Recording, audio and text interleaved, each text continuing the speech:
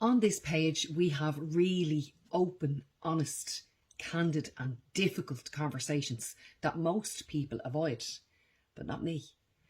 So I love pointing out the elephant in the room.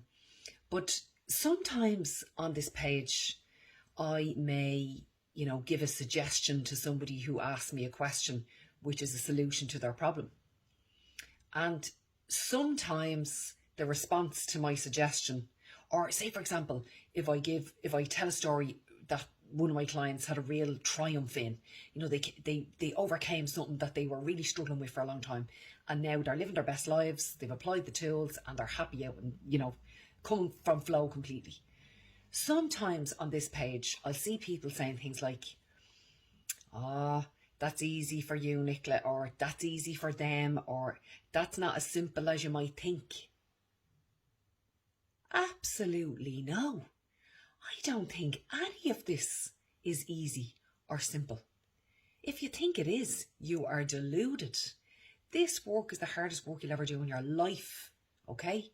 But then people get in their own way and they don't want the solutions, okay? And they make excuses around the solutions. So I was thinking about this over the last couple of days, and then I was thinking about my own journey and the moment on the Dublin road when I was driving my car, when I had this light bulb and the shift that happened inside me that day. It literally was like going from first gear to fifth gear instantly, okay? It was nearly like I felt a G-force in my own life. But let me explain that to you and how that happened. So today, this is the very calendar that sits on my desk, okay, in my office. And it was on the wrong date. And my husband said today, let me put it onto the right date for you. So he brought it to today's date. And what it says is, the difference between try and triumph is a little oomph. It's a little bit of va-va-voom. It's a little bit of get up and go. It's a little bit of stop bullshitting yourself and just get on, tell the truth and take the action, okay? So this is what happened for me.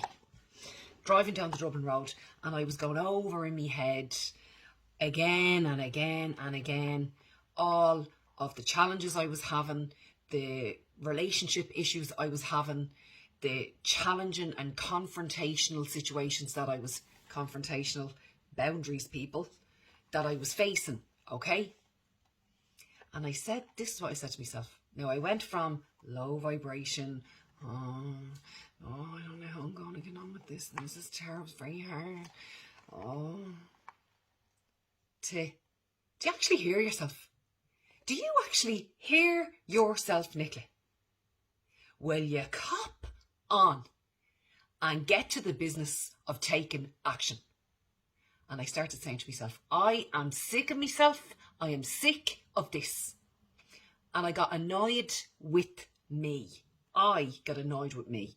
I was pissed off. I was sick of listening to my own story going on over and over and over again in my head.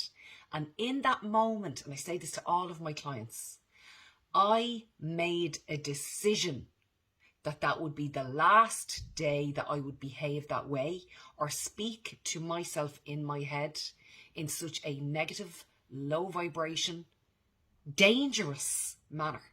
Okay? Slippery slope to nowhere, lads. Okay? So, for any of you